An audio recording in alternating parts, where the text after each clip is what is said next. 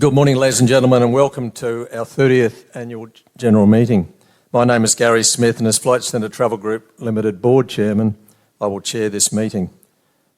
Moving on to our official AGM duties, as we have the necessary quorum, I declare the meeting open. This meeting is a hybrid meeting with shareholders able to attend either in person or online via the Computershare meeting platform. Shareholders online can listen to our live webcast and watch our presentation. They can also ask questions and submit votes online. I'd like to begin today by acknowledging the traditional custodians of country, the Turrbal and the Yagara peoples. We recognise their continuing connection to land, waters and skies in this place known as Meanjin, now Brisbane, where we meet today. We pay our respects to them, their cultures and to elders past and present. And as a global business, Flight Centre, of course, operates in many countries, and we pay our respects, as the slide behind me suggests, to people from all of those countries in which we operate.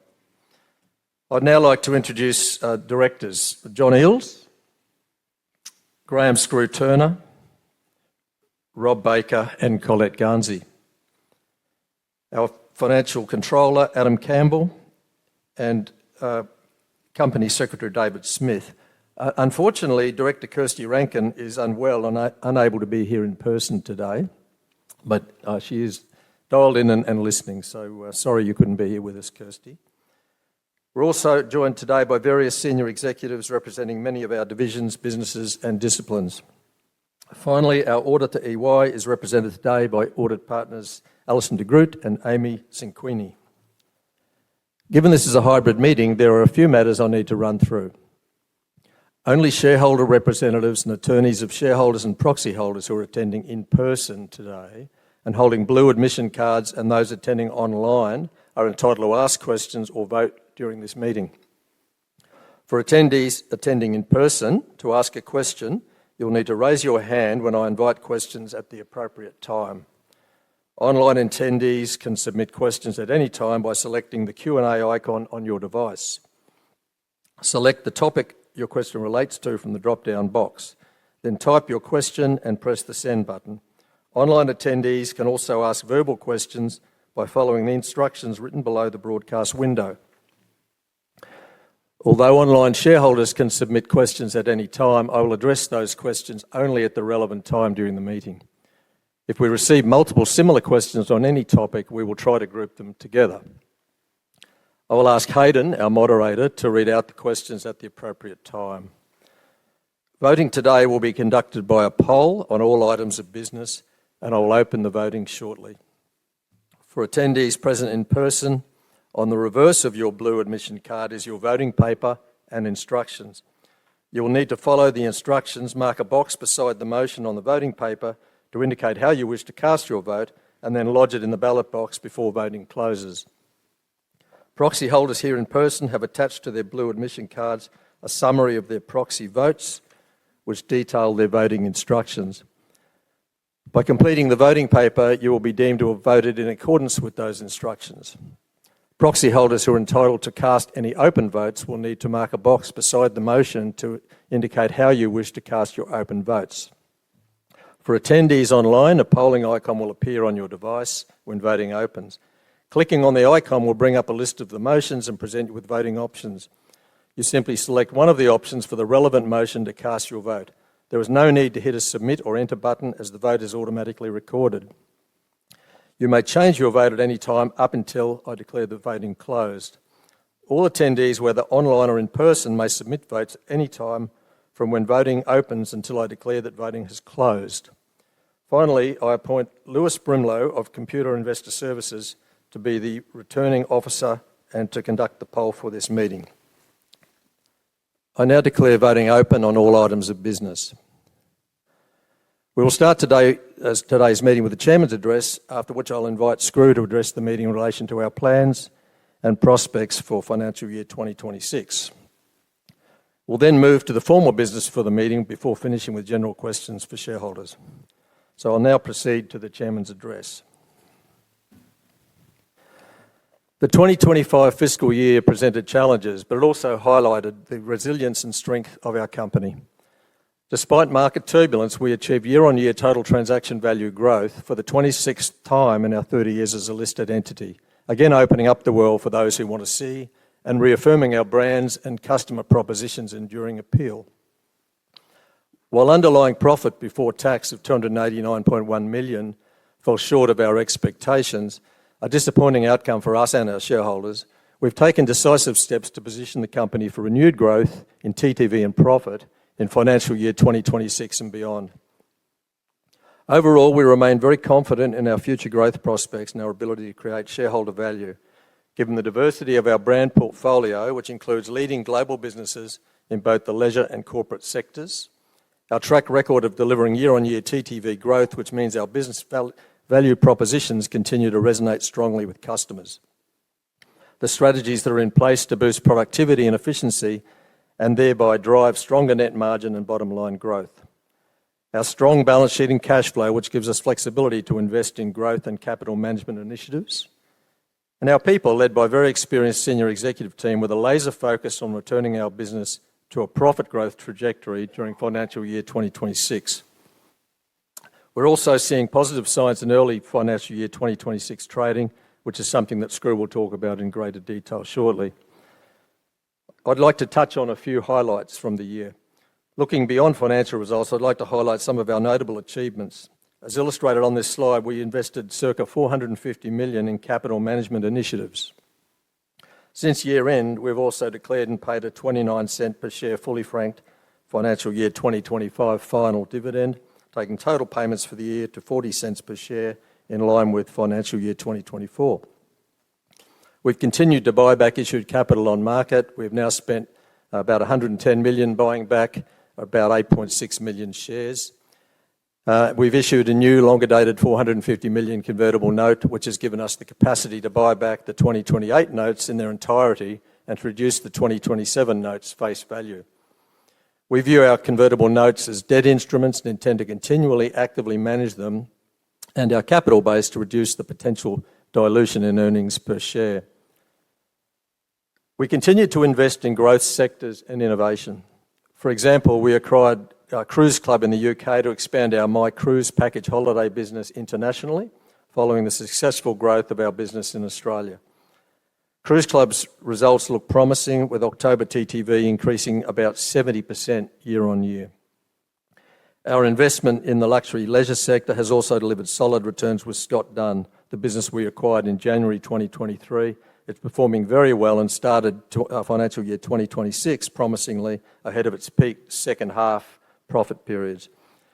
You can see where these relatively new additions fit into our global leisure network on this slide.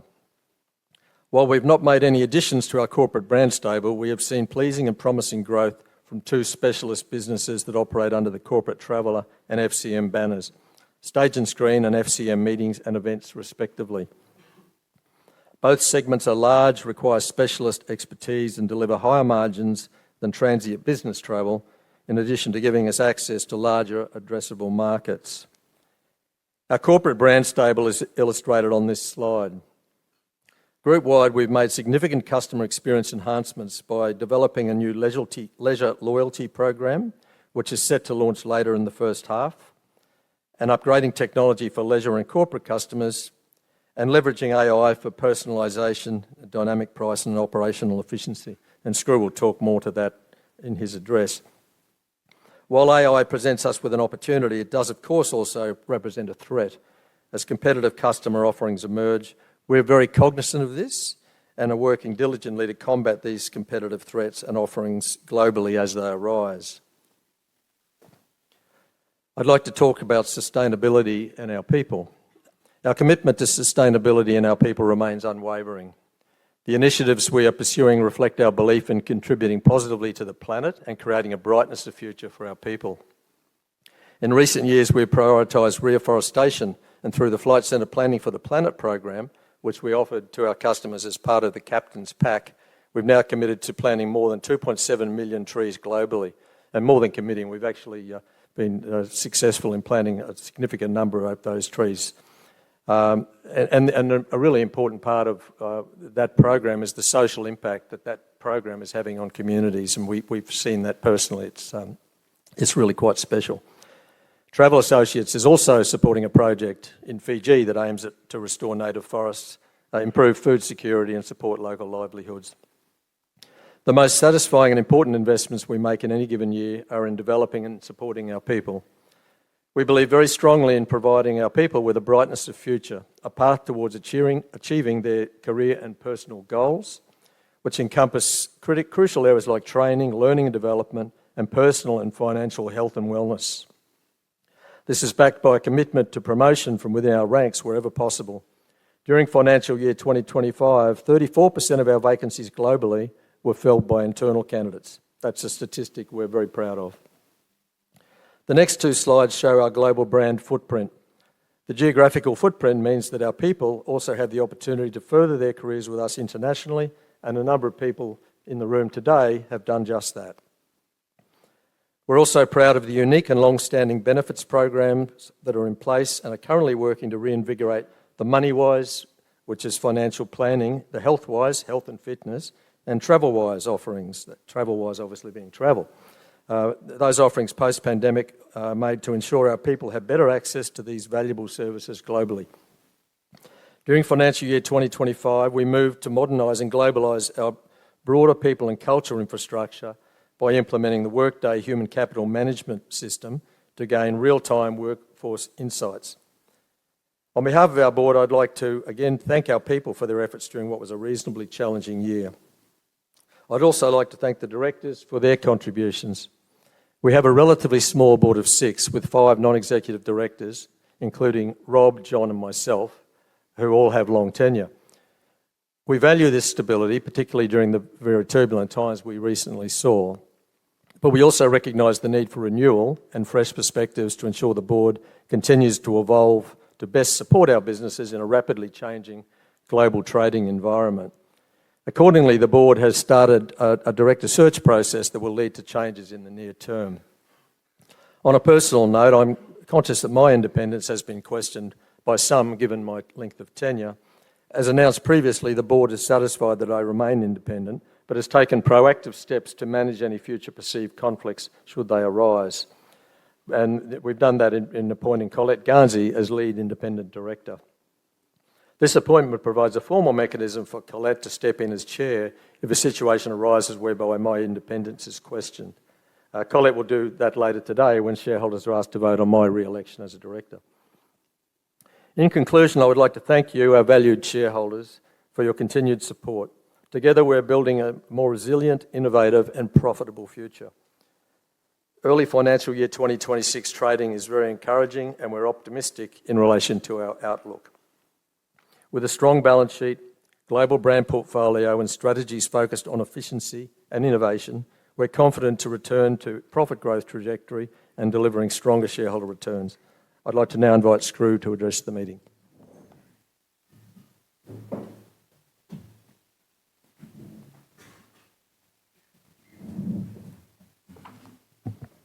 Thank you, Gary. You obviously read that pretty well. Much bigger print than I've got, you notice. But anyway. No, I'm right. Good morning, everyone. Thanks, Gary. As we look ahead to financial year 26, I'd like to share why we believe this will be a year of renewed growth and opportunity for our company.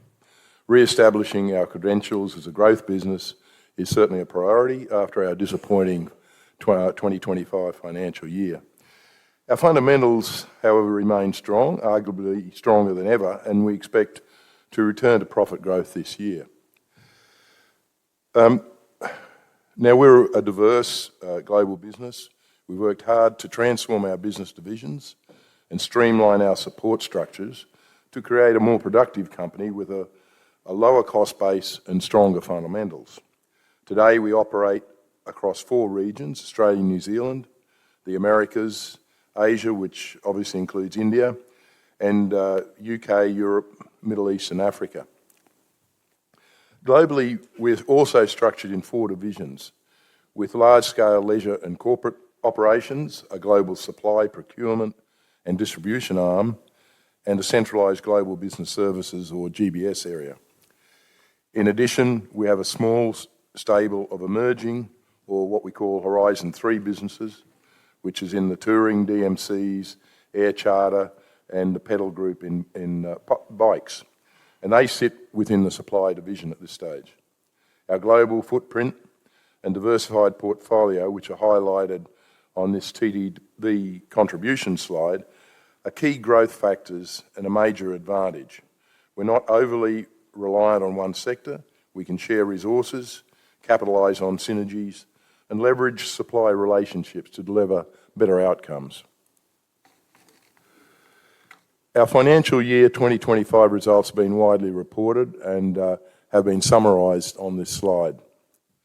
I don't intend to run through them in detail today. Instead, I'll provide a bit of colour around the factors that impacted our performance. Firstly, leisure trading conditions were challenging. Middle East tensions and a downturn in travel to the United States. I'm not sure what the reason was there, but it did hit our business hard during this all-important fourth quarter. In Australia, we saw a shift to shorter haul international destinations, with Japan overtaking the US and UK to become our most popular overseas location behind New Zealand. Secondly, corporate profit was below expectations. This was largely due to the Asian losses flowing from the system changes and customer downsizing that we outlined during the year. Thirdly, supplier super override income decreased significantly group-wide because of lower TTV growth in core leisure and corporate brands, as we have outlined previously.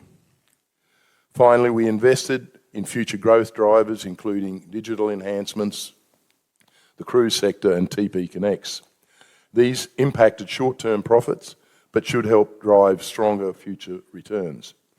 Our TP Connects investment is significant and is geared towards ensuring we capitalise on opportunities flowing from the airline's adoption of new distribution capability, or NDC. This is gradually increasing, and now it's above 50% with some key carriers.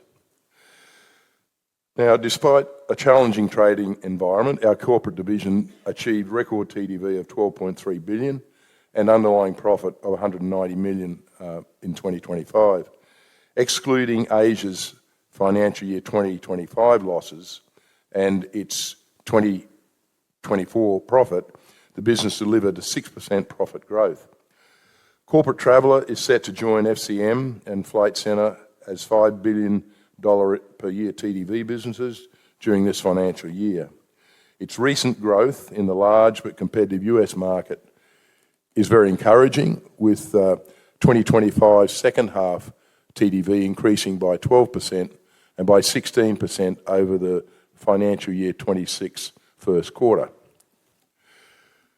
New products are also being deployed for Corporate Traveller, including a payment and expense solution, and Mel, an AI-powered travel assistant that I'll talk about shortly.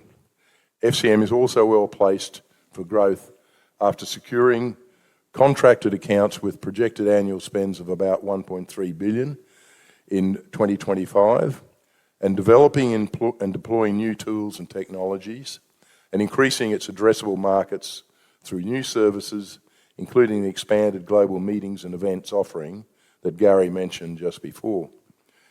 Asia's financial year 2025 losses obscured the tangible benefits flowing from Corporate's Productive Operations project, an ongoing initiative designed to enhance the customer experience and drive efficiencies.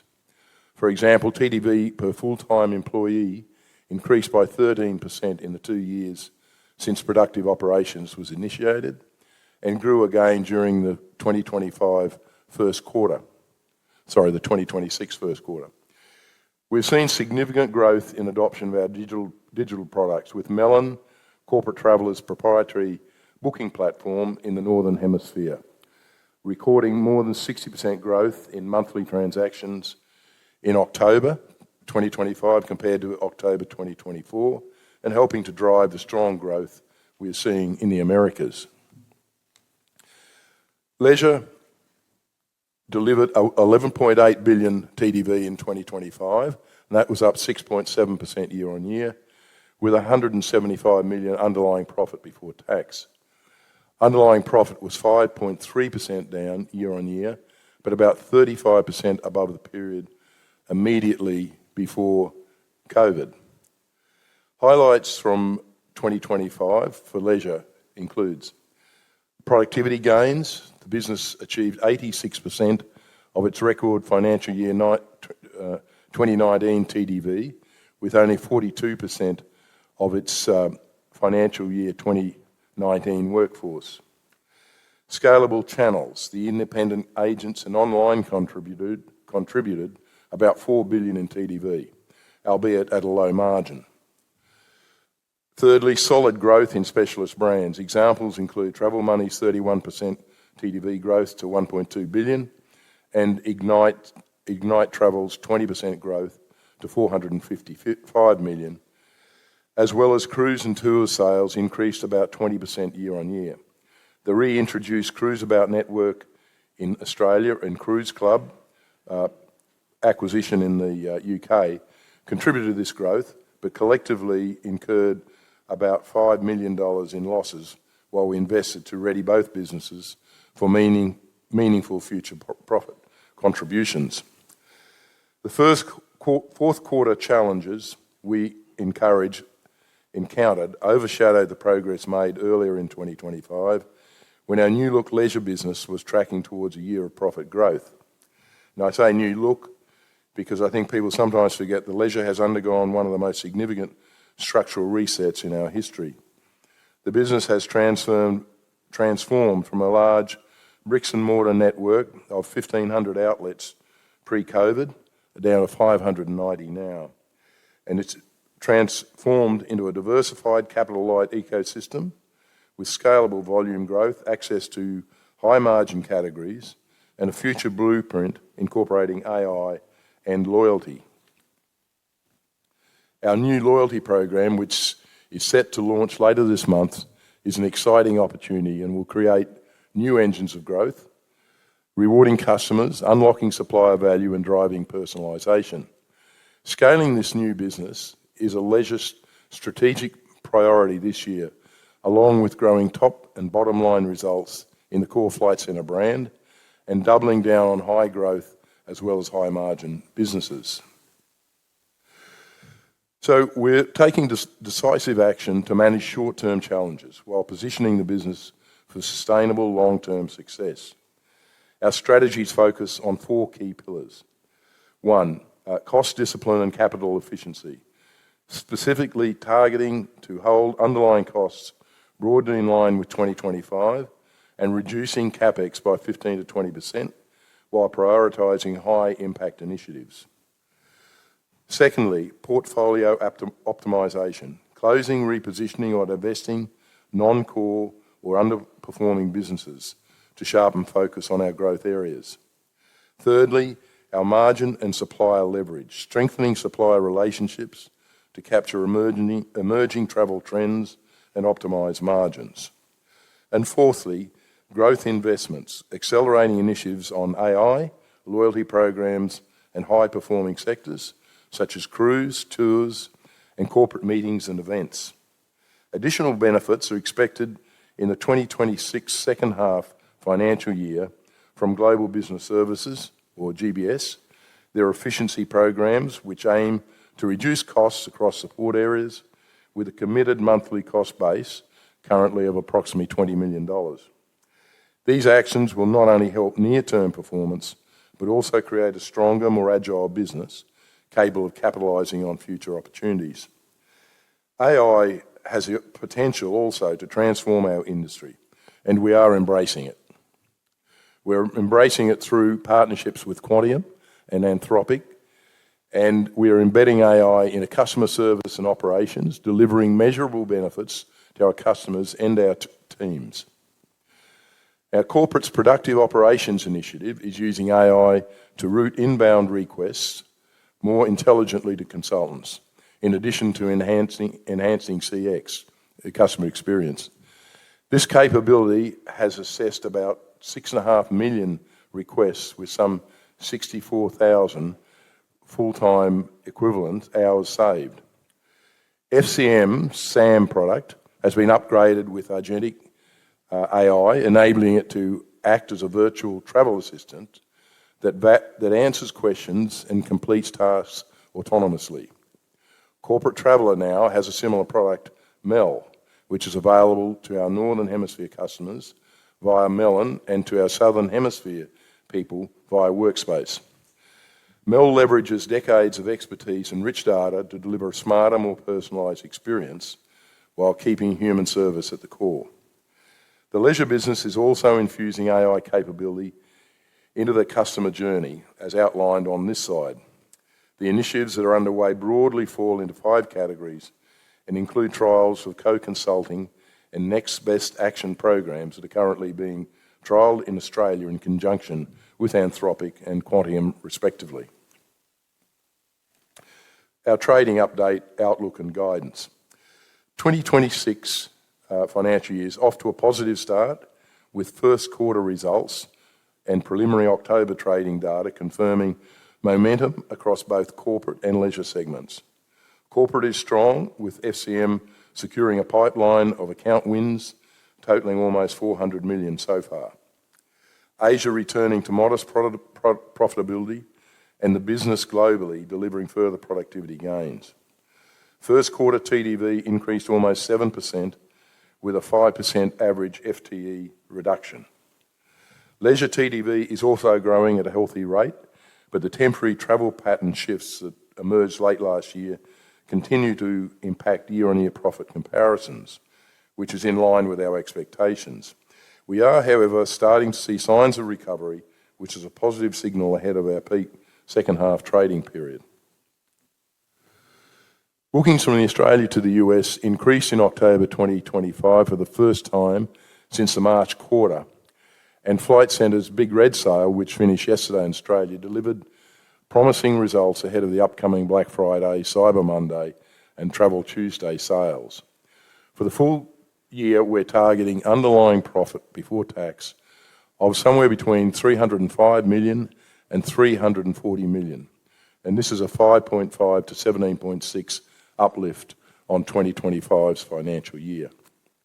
First half earnings are likely to be broadly in line with last year's 119.7 million adjusted underlying profit before tax, as indicated previously, with solid corporate profit growth to be offset by a leisure profit decrease, reflecting the more volatile climate early in 2026 compared to the same period in 2025 financial year.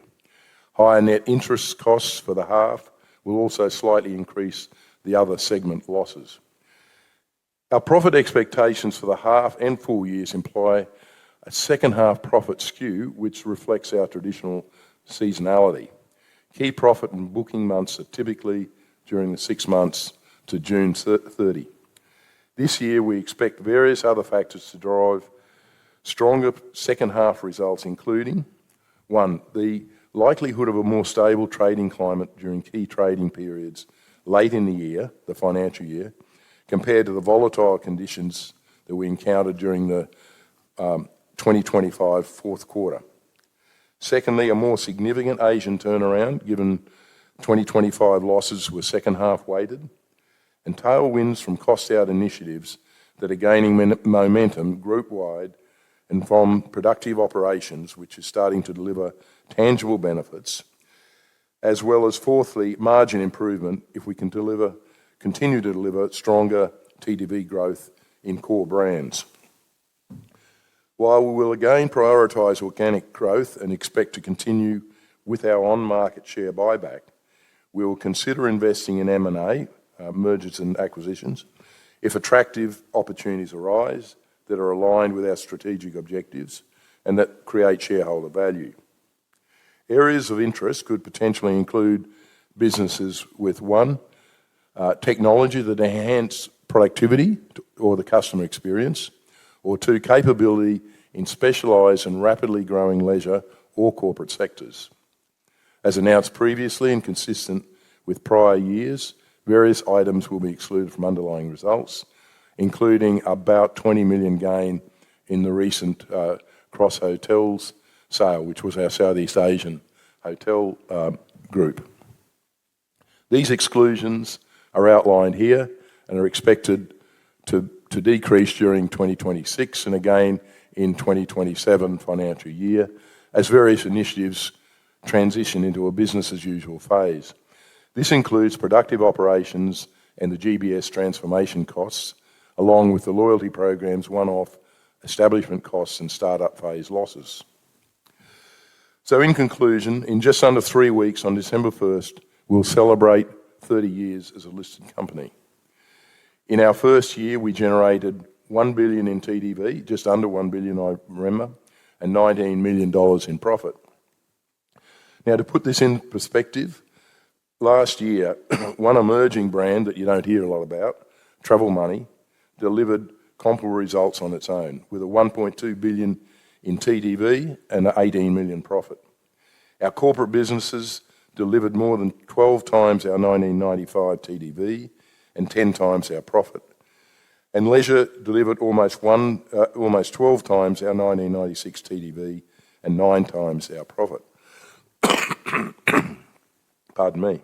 Over the same period, we've evolved from a business that was heavily leveraged to a single leisure brand and channel, which was basically Flight Centre shops, to the world's third largest corporate travel management company and a major player across multiple leisure categories. This ability to adapt and grow is reflected in our business and geographic diversity, and we believe is among our greatest strengths.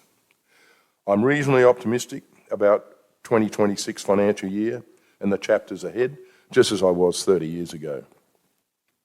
With disciplined cost management, strategic investments, and improving market conditions, we're confident in delivering sustainable growth and stronger returns into the future. Thank you very much.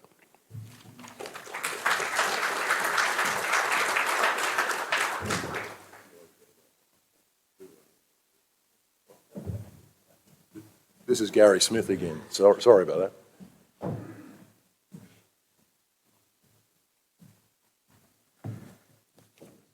Thanks, Screw. We'll now move to the meeting's formal business. The notice of meeting has been circulated to all shareholders registered as at the 10th of October 2025, and I'll take that notice of meeting as read. The minutes of the previous annual general meeting, which was held on the 14th of November 2024, were approved by the board and signed by the chair of that general meeting. Minutes are available for inspection at the company's registered address. We now move to the company's reports and accounts. The financial report, director's report, and the auditor's report has been forwarded to shareholders in the annual report, and they are tabled at this meeting. I'll now invite Colette to chair this meeting while shareholders consider the first item of business for today, which relates to my re-election as a director.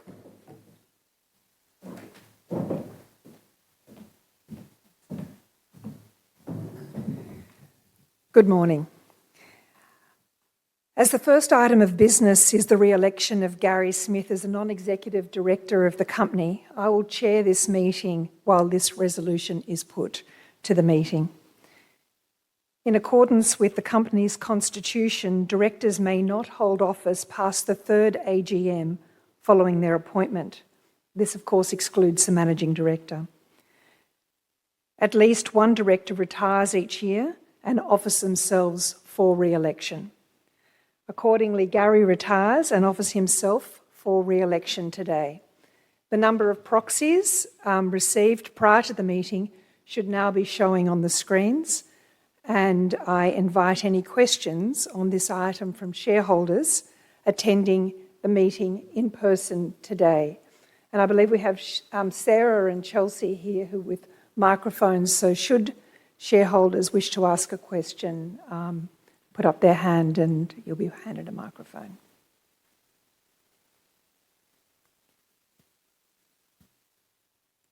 There being no questions from shareholders attending in person, I shall ask Hayden if there are any online. Very good. As there are no further questions, please now cast your vote if you have not already done so. Gary will now resume as chairman of the meeting.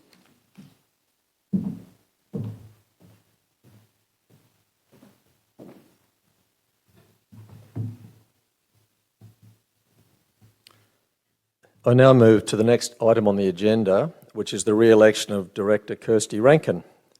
The second item of business is the re-election of Kirsty, and as I explained earlier, unfortunately she's not able to be with us today, but she is online and listening. So similar to Resolution 1, Kirsty Rankin retires and offers herself for re-election today. The number of proxies received prior to the meeting should now be showing on the screen. I now invite any questions on this item from shareholders attending in person today. And once again, Sarah and Chelsea are there with roving mics. So are there any questions on the re-election of Kirsty?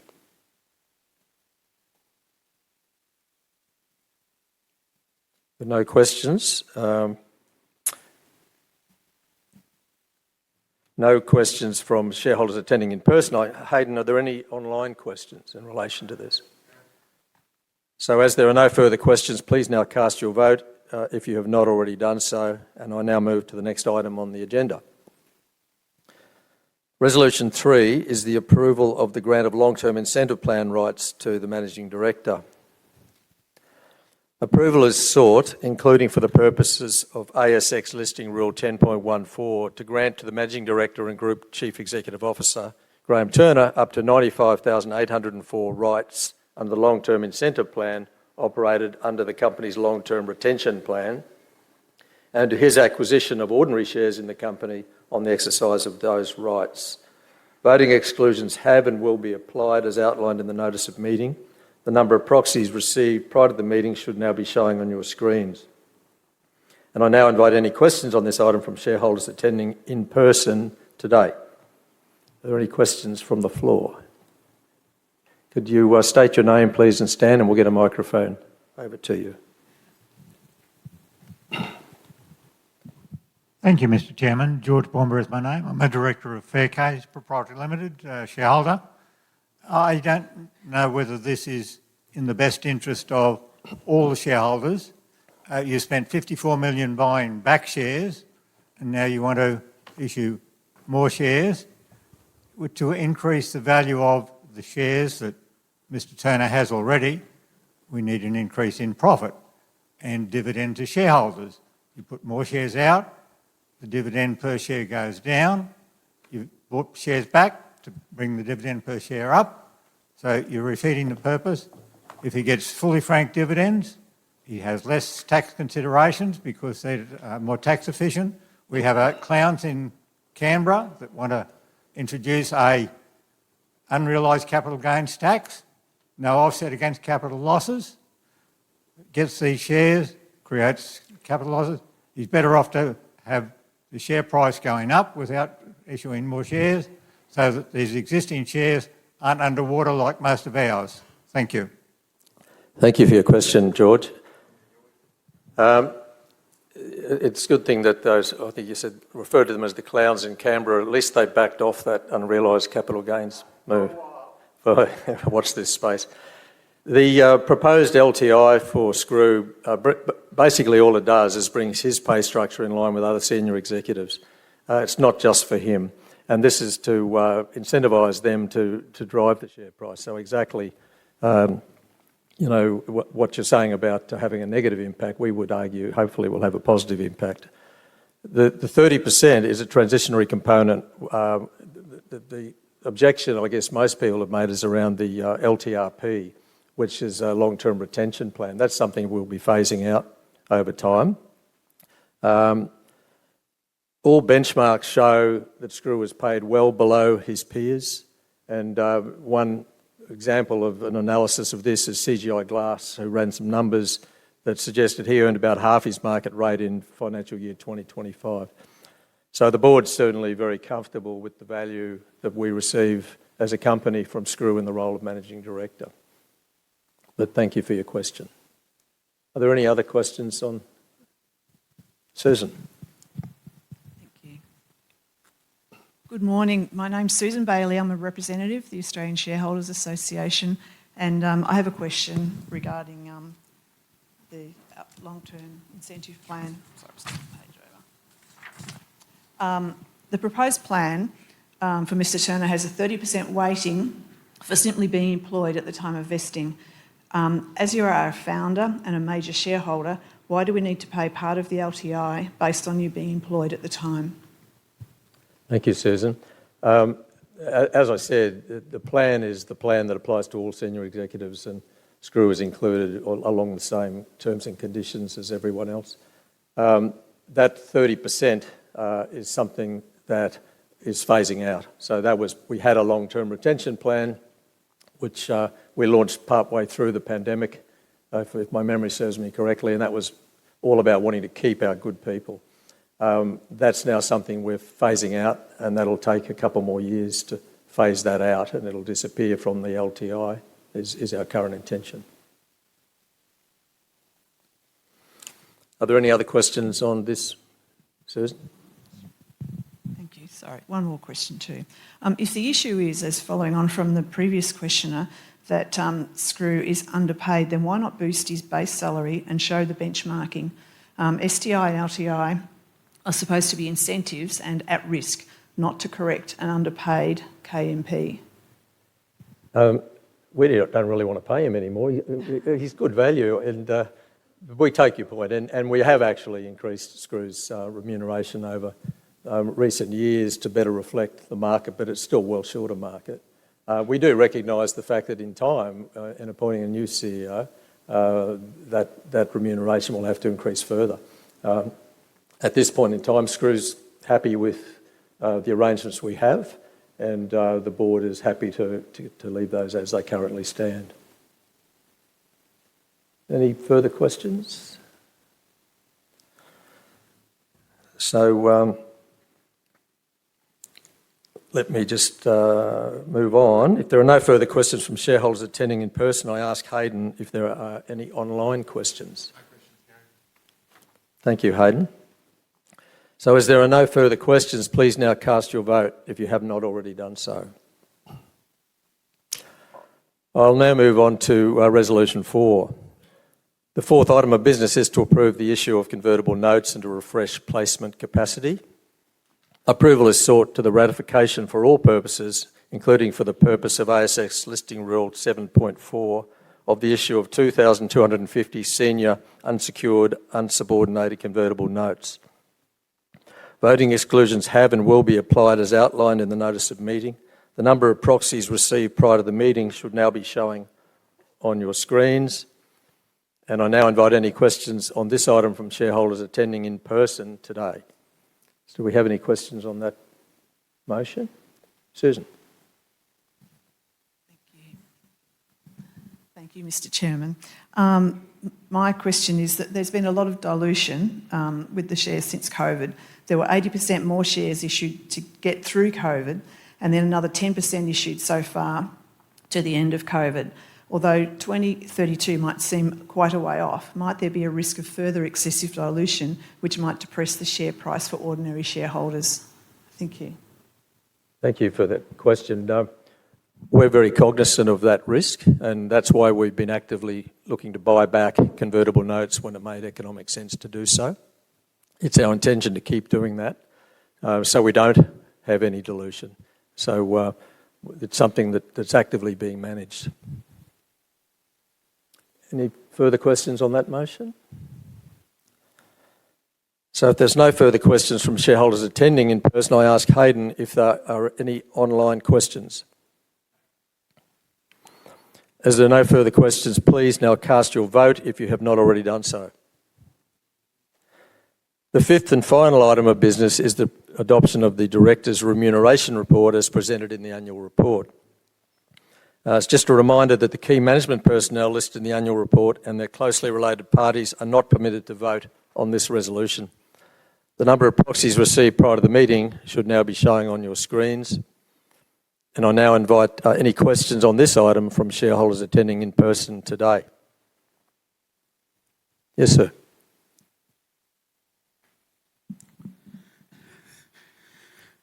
Good morning, Chairman. Good morning, Board. Good morning, all the shareholders. My name is Roman Knizhnikov. I'm representing my personal shareholdings, my company's shareholdings, and self-managed super fund. And I come all the way from Sydney to share with you my worries and my experience with this company. I would like to start with company share price. Roman, can I just interrupt, please? This is the motion to discuss Remuneration report. remuneration report. So we will move on once we complete that to general questions in general business. So if you don't mind, we'll pick up your question when we get to that part of the agenda. Is that okay? Yeah, but this is going to be affect which way people going to vote for an remuneration report. So can you talking- narrow your comments to the motion at hand, which is the remuneration report? So you don't want people, before they're going to vote, you don't want them to hear what the experience people have with your company. We have a motion specifically about the remuneration report.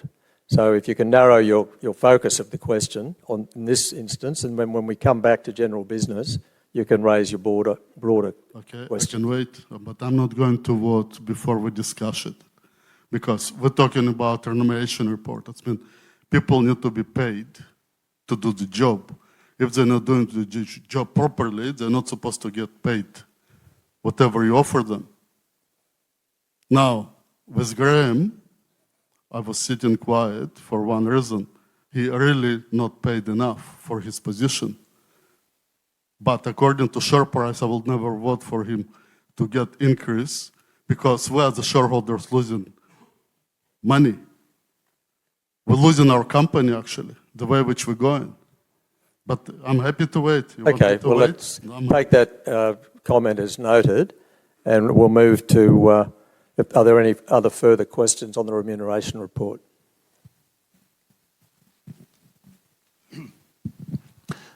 Thank you, Chair. I'm a long-term shareholder, also a member of Team Invest, although I'm not speaking on behalf of Team Invest. One of the things that we do look at quite closely, though, is the remuneration report.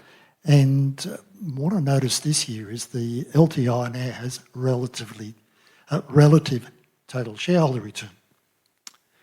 Incentives are meant to direct employees to strive to achieve outcomes the board and shareholders want. TSR includes the share price and the performance of other companies, both of which are outside of the control of an individual. I mean, share prices are subject to the whim of the market. So how can an RTSR possibly be considered as an incentive if employees can't control what the factors are? So will the board please, notwithstanding that vote, remove the relative total shareholder return as an incentive, because it's not something the staff can possibly control? Thank you. Thank you for that comment. There was a lot of consideration made about the design of the new LTI, and the total shareholder return metric is a very commonly used metric in public companies in Australia. So I think it's something like 80% of the ASX 100. You've got something further?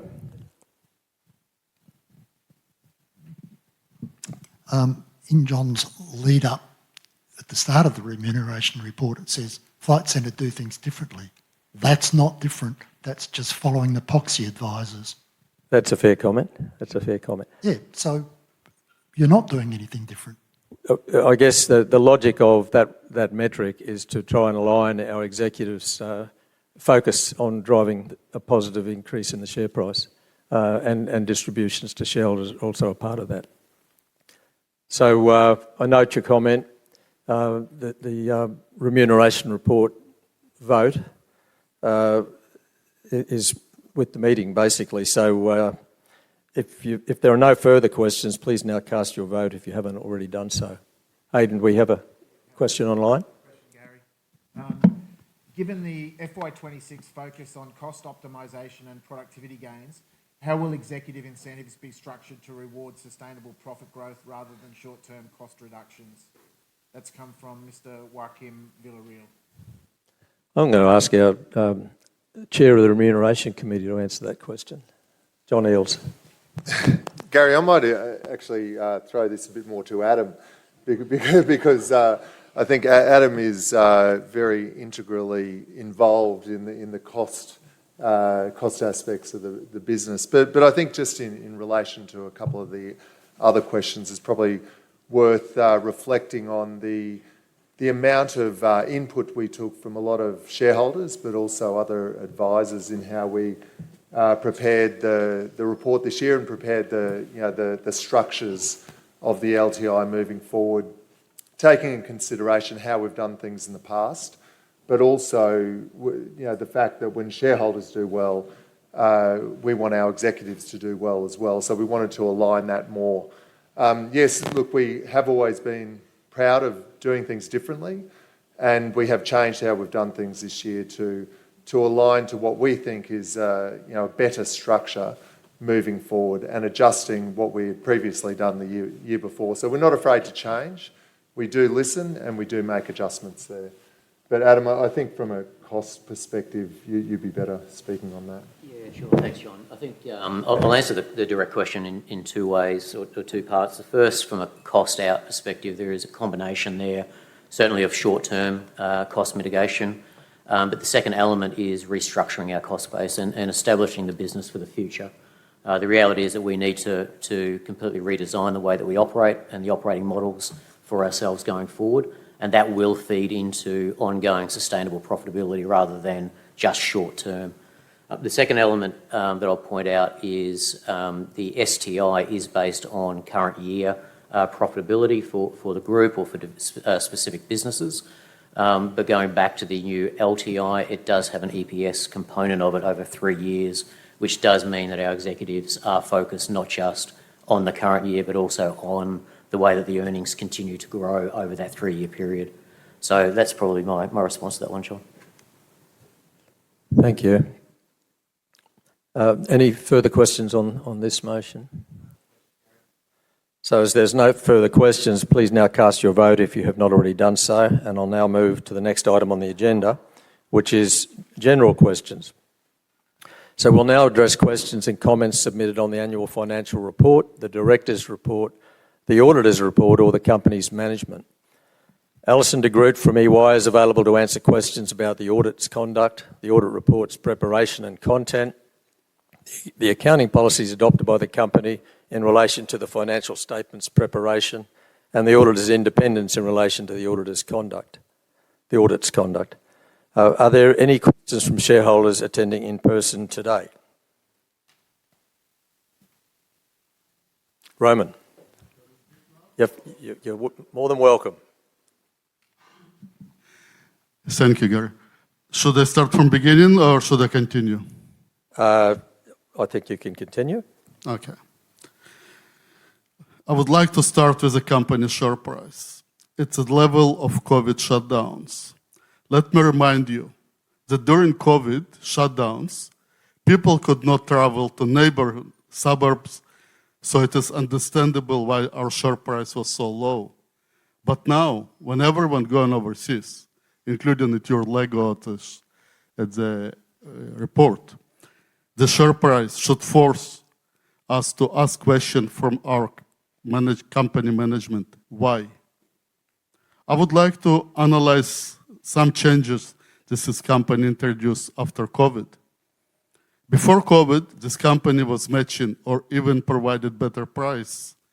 This is one of the reasons that I recommended to all my family members, friends, and business partners to use this company for all the travel arrangements. And they did. After COVID, all these people stopped using this company because there is no price matching anymore. And there is much better deals and services on the internet or smaller offices.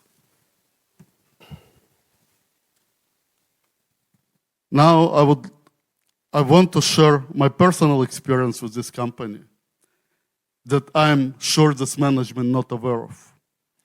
First, I was introduced to one travel agent who I was told is one of the best agents. I had tried to book business trip to Europe and then a side trip. I contacted the agent and she suggested to meet in her office to discuss the trip.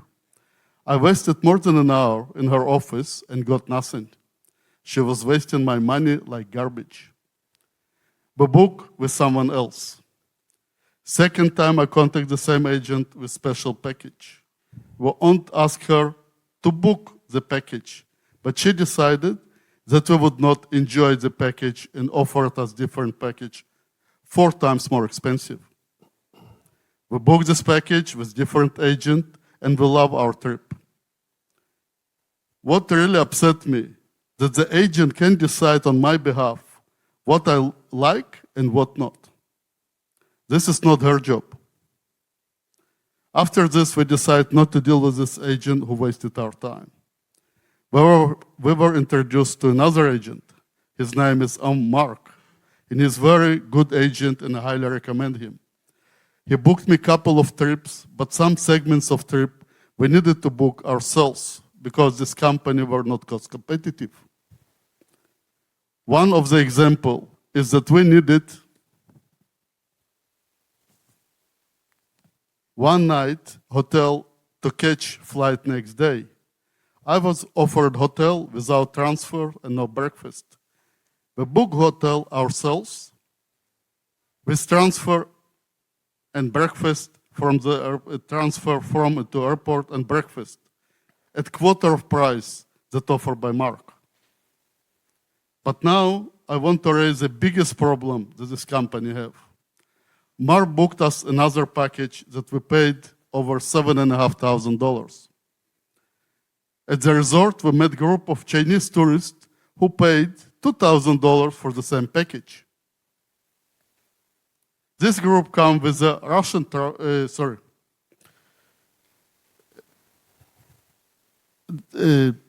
then we met a Russian group who also paid $2,000. This group come with a Russian travel agent from small office in North Russia.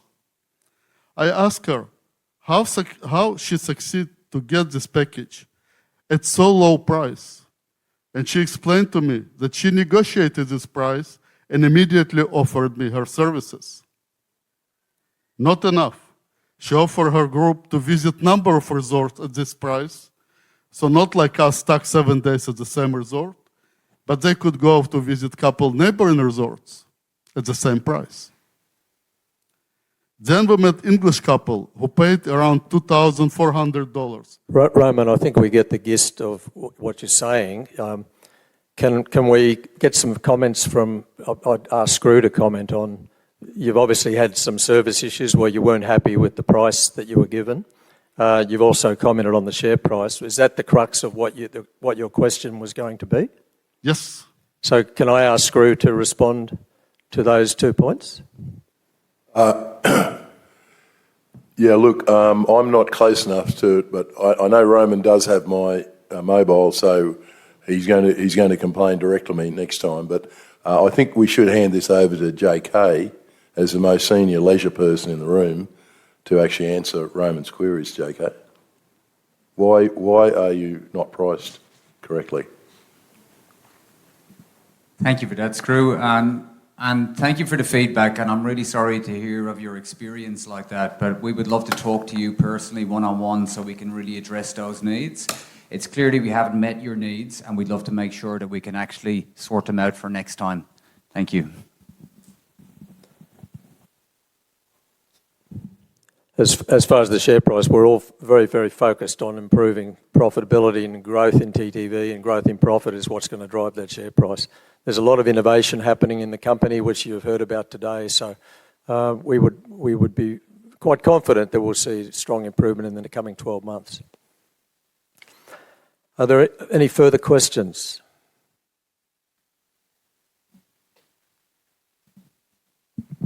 Yeah, thanks. Ray Lawson back again. More just about trying to understand what the company's doing, etc. Earlier this year, I came across a little story that said Infinity Holidays shifts a number of roles to New Zealand. What's the story with Infinity Holidays business and its future potential?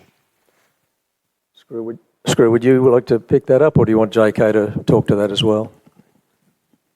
Oh, yeah, Greg.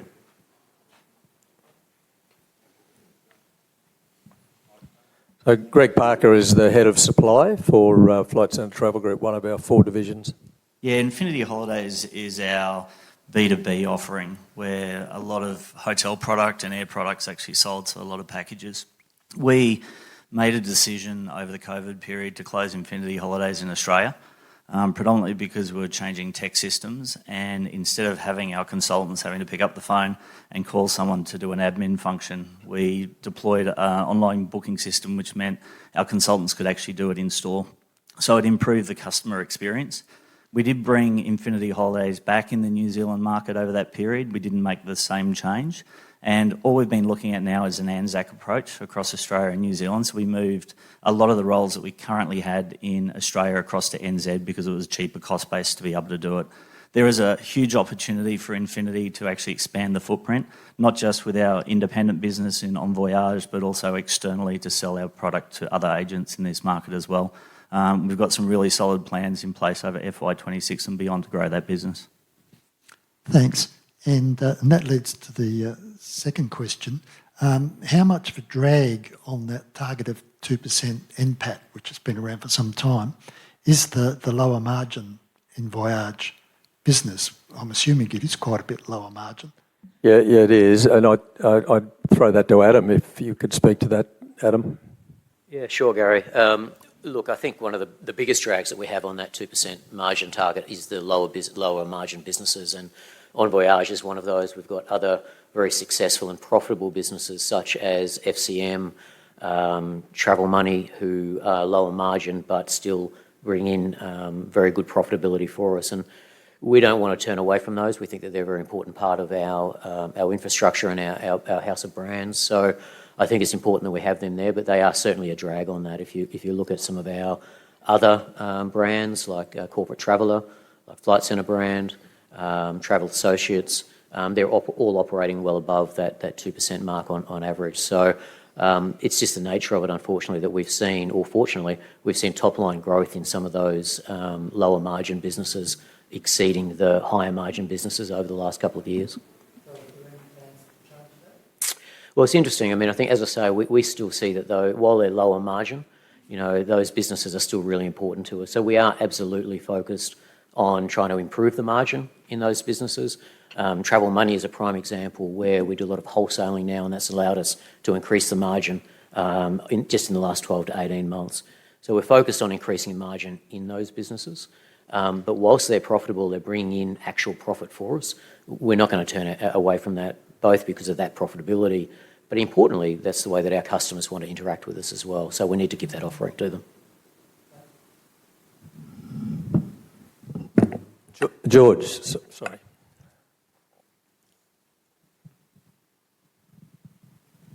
Thank you, Mr. Chairman. There is currently a business travel organisation which is delisted at the moment on the stock exchange. Does this create more opportunity for you people to move into the business area? I speak to my stockbroker who tells me that he has to book with these people and paying 4 or 5 times as much for the travel and all the arrangements because this is the corporate structure, and it would appear that it is quite a profitable area, that maybe they've been doing some things wrong, that they're being investigated, and we're supposed to be back several months ago and it's still off. So I think that it leads an excellent opportunity there, and I would like to know what steps you're taking to fill that gap. Thank you. Thanks for your question, George.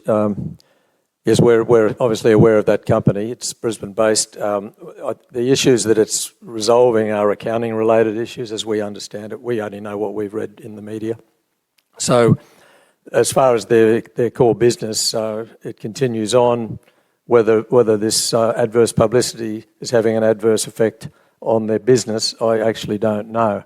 I could ask Tom Wally, who heads our Corporate Traveller brand, which is having an amazing current year and last year. So Corporate Traveller is more the SME sized businesses that we specialise in.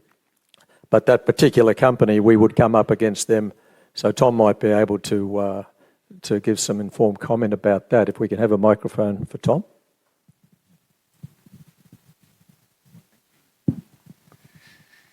Hello. Yeah, look, it's obviously this company we're all aware of. It does tend to play in the larger market space, more in the FCM world, which is headed up by Melissa, who's not with us today. But certainly it has presented some opportunity. We have, they're always a worthy rival. We come up against them fairly regularly. It's not something that we're not in the business of particularly bad-mouthing our competition. So we present our offers. Companies like them or don't like them, but certainly some businesses come our way over the last few months, and I expect it probably will continue to do so as that evolves. Thank you, Tom. Roman.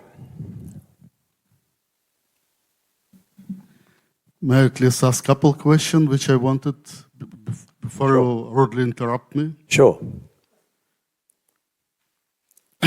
My first question to management: why small travel agency can negotiate packages and we, the biggest company in Australia, can negotiate it? That's question number one.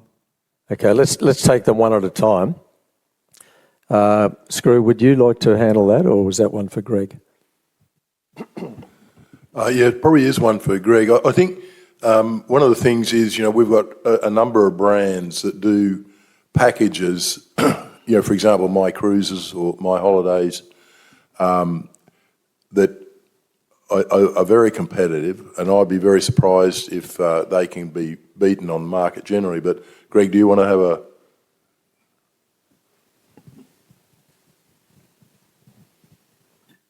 I think that's a good summation, actually, Screw. So what we've done in global supply over the last couple of years is to consolidate our footprint. So we did a lot of procurement in individual regions, in individual countries, and now we're grabbing all that content and sharing that content to any of our selling brands in leisure and corporate. So back to Screw's comment, in terms of negotiating packages, that's what gets us out of bed every morning. So whether it be air, hotel, cruise, tour, insurance, we are very much across getting best available market prices. So if there's any specifics, obviously you've got some contacts and we can chat through that a little bit later. Thanks, Greg. Again, unfortunately, I can't see it. As I provide in my comments, there's huge gap difference between the same package for different countries. I think, Roman, what we really need to be able to answer the question properly is the detail around what you had. And as Screw said, you've got his number, so you can call him and he can get someone to look at it. My second question, in why does management prefer to lose paying customers than take out our commission and get to customer? Why wasting millions of dollars for a useless and misleading ads? Sorry, I don't understand your question. Can you just frame it again for me? If customer come with different quote, like before COVID, any quote that you bring to customer bring to agent, we will match it or beat it. Not happening anymore. Okay. We're losing the customers who come, like myself, with written quote, and the agent tell me, sorry, I can't match it. Okay, so Screw, would you comment on that? I think, Rome, this is about the lowest airfares guarantee type thing that we used to have years ago.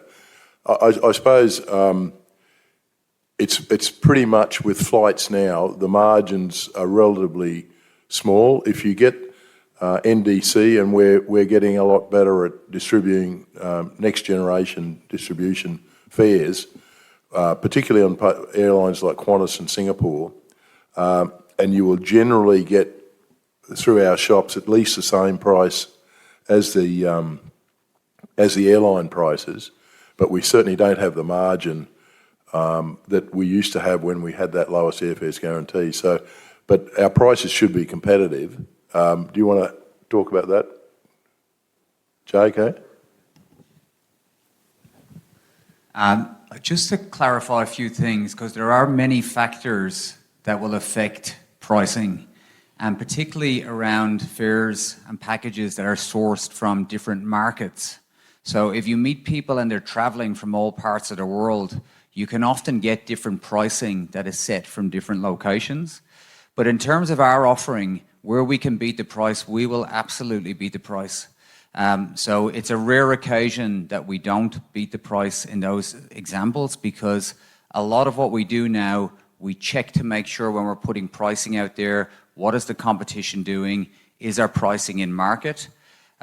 So I believe that we're offering a great price and a great service, and I've got a high degree of confidence in this, largely because of the amount of customers that are coming back time and time again, the amount of customers that are rating our Net Promoter Score really, really strongly. So there is a huge percentage of the population that are backing and returning time and time again. So it's clear we do. I'd love to speak with you outside so we can actually go deep into some of the detail, as Gary has said.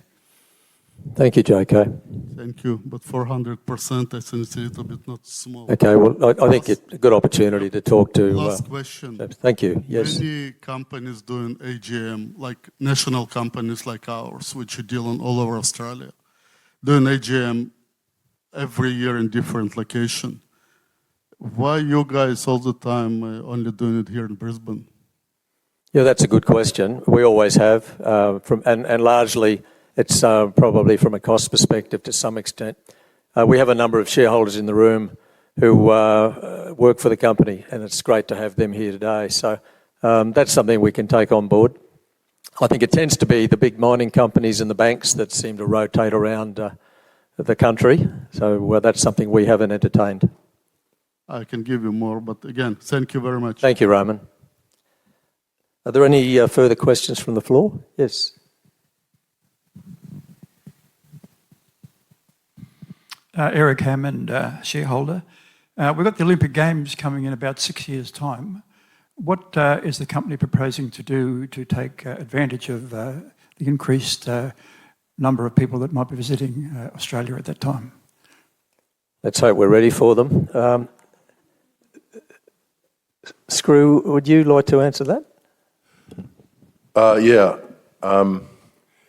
Look, obviously there's a lot of opportunities, and we are talking with the government on some of the things that we can participate in.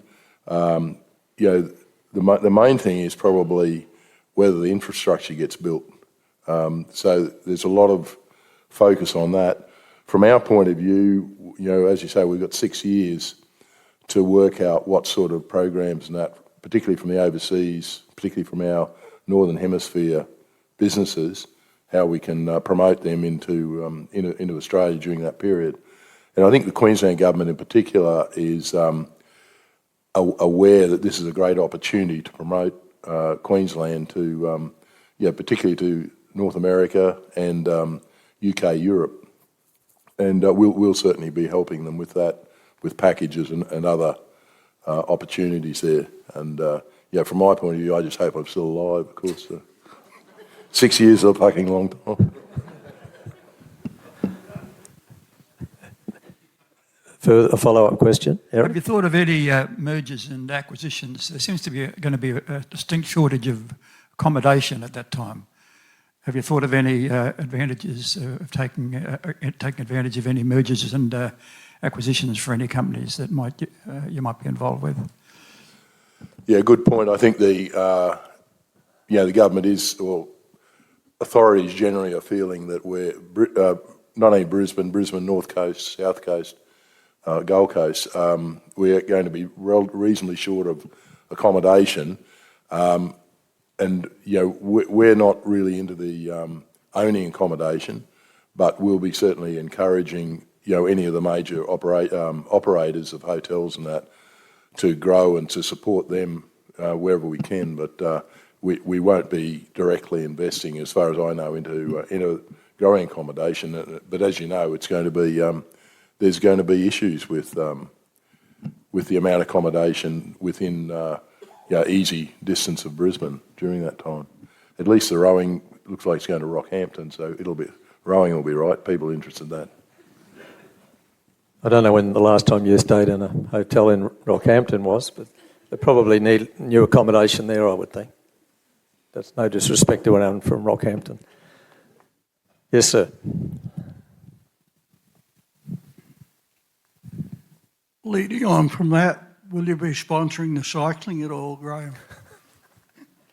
Can I answer that question? No.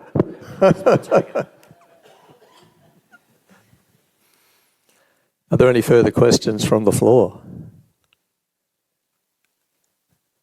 No. So, Hayden, are there any questions from shareholders attending online?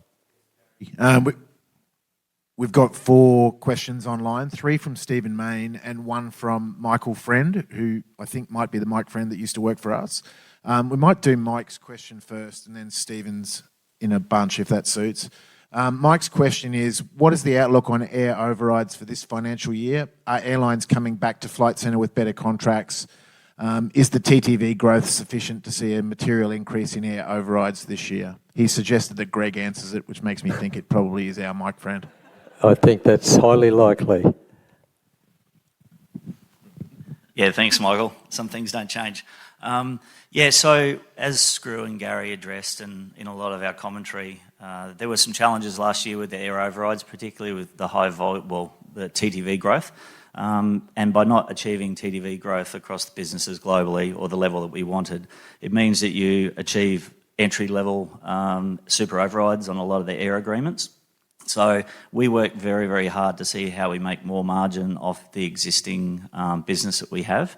So one of the important ways that was mentioned with TP Connect and NDC and embracing new distribution capability with carriers is accessing cheaper price points for our customers, but also cheaper price points to be able to make sure that the returns actually improve as a group. So we get some really good penetration rates with NDC at the moment. We're north of 50% on a few carriers. And I think globally across the group, we're sort of averaging somewhere between 12 and 15% of overall bookings on NDC, and that's accelerating. So Mike, to answer your question leading into air overrides into next year, we're actually quite optimistic. The structure of the deals are quite good, and that's across all our suite of carriers. We don't see any major things coming that we haven't sort of thought through, but the opportunity now is to get growth to fuel those contracts so we can get improvement in overrides in FY26. Thanks, Greg. Hayden, the first of Stephen Main's questions, please. Quite a long question. I might have to take a breath in the middle of this one. The latest ASIC report summarising net short positions across the ASX 300 shows that almost 11% of the total shares on issue are currently sold short, which makes us one of the 20 most heavily shorted stocks on the ASX. Do you know which of our institutional shareholders are lending their shares to short sellers? And could the CEO confirm that he is not lending his stock to short sellers? Do we know the identity of the short sellers? Have we observed any tactics by the short sellers to try and drive the share price lower? And how are we generally handling the overall situation? I'll ask Adam to talk to that, and Screw can very easily answer the component of the question related to him. Thanks, Gary. First of all, I will note that we've previously had much higher rates in terms of short stock. I think from our perspective, the very best way to deal with short sellers, noting that they're just a part of the market. You have people who are long on your stock, you have people who are short on your stock. The best way to deal with short sellers is to deliver on profitability in the current year, and also to educate the market more broadly about the longer-term strategies and the longer-term story about why you are going to be a successful company, not just in 2026, but in 2030, 2035 and beyond. So that's what we're very focused on in terms of short sellers. We think that they are a part of the market, whether you like them or not, and our best way to deal with them is through those mechanisms. But Screw, there was one specifically on whether you had lent your stock out.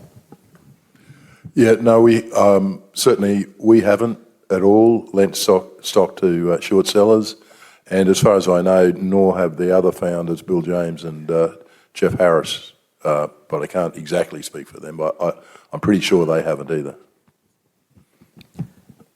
Hayden, the next question from Stephen. Stephen's next question. How many full-time equivalent staff do we currently have?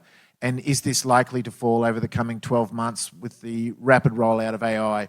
Which parts of the business and operations are the most prospective for AI productivity gains, and how energetically are we embracing those opportunities? Let me know if you need me to recap on any of those. So I think I might get JK to speak from a leisure perspective, and maybe Adam can talk to from a general perspective. Well, while the mic's coming up for JK, let me just start by saying we've got about 12,400 FTEs at the end of June. That's down about 100 from 12 months previously. And some of that is actually to do with productivity gains that we've seen, particularly through the corporate business and some of the global business services area as well.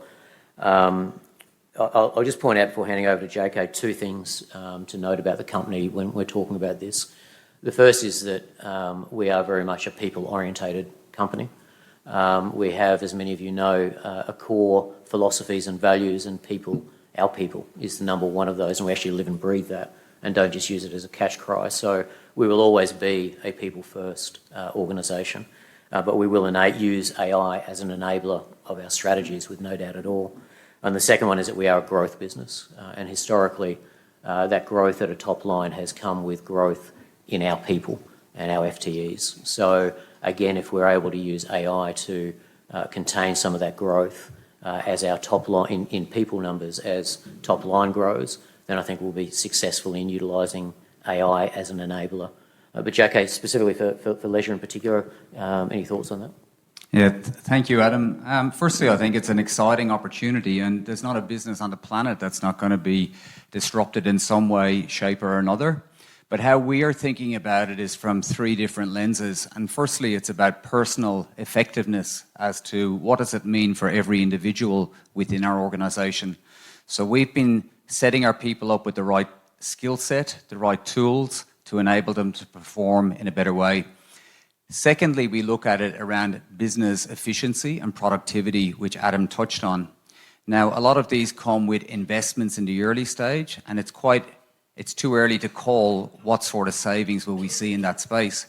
But you'll see with rising costs of technology, rising costs of a number of different areas, our objective is to try and hold those costs as lean as we possibly can, and that boosts efficiency in our business. And then a third part that we think about is the customer journey. And we analyse every step of that journey to see how we can infuse AI in that experience to work with our people and lift the experience overall. So there's a number of different initiatives going on. Some of them are revenue generating focused initiatives, and some of them are cost saving focused initiatives. And we'll know in time, and we'll be happy to report this journey, as you can see in our investment packs. Every review that we talk about now, you'll see our journey with AI, because it's not a one hit. It's basically a journey that we are going on. And I'm quite excited to see the benefit that it will deliver to our company overall. Thank you, JK. Hayden, there was one more from Stephen. Yeah, correct, Gary. Thank you for disclosing the headcount data with the poll results at the last two AGMs. The 2023 annual report said we had 92,000 shareholders, roughly, and only 845 voted. In 2024, we were down to 80,000 shareholders with only 678 participating in the AGM voting. This year, the annual report says we have 75,000 shareholders. Has the turnout remained below 1% this year? And will you disclose the turnout again in the poll results? And further to that, do you think the continuing low turnout is partly because of the move away from paper to online communication after the pandemic? I think I could bundle all that up into one word answer, which is yes. Is there anything specifically that doesn't cover? No, I think that pretty much covers it. It is worth noting, pre-pandemic, we had 22,000 shareholders. During the pandemic, with the capital raisings that we unfortunately had no choice in doing, that's why we're still here, we did them.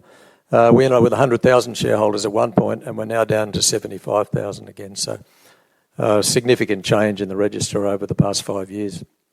And I would say Stephen Mayne's probably well known to many people in this room. He's a very active commentator on public company affairs in Australia. Someone told me last week that he does a podcast with Alan Kohler from ABC News and another well-known commentator. So I listened to it. It was very entertaining. So if Stephen's listening, well done, Stephen, and keep up the good work. And I can recommend, it's quite an interesting listen. So as there are no further questions online, that brings our meeting to a close. Very soon I'll close the voting on items 1 to 5, but before I do so, I'll pause the meeting to give shareholders a final opportunity to cast your votes. For those attending online, please submit your votes through the online platform, and in-person attendees need to complete and lodge your blue voting cards in the ballot box. I now pause the meeting for 1 minute so you may finalise your votes.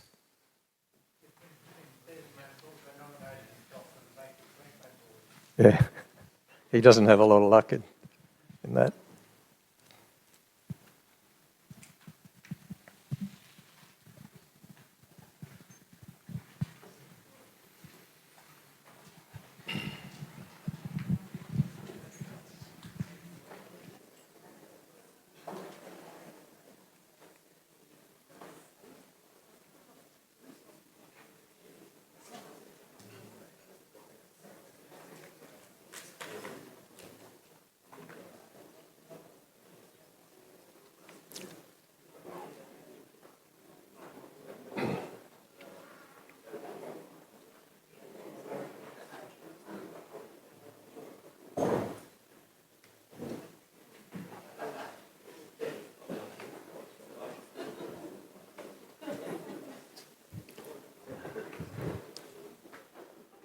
We have all those votes.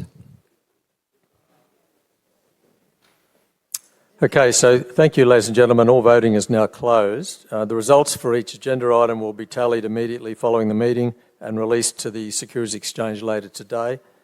Ladies and gentlemen, that being the end of all business, I thank you for your attendance and declare the meeting closed. I invite you to join the board and senior executives for refreshments, which will be served just outside the room. And thank you for your support.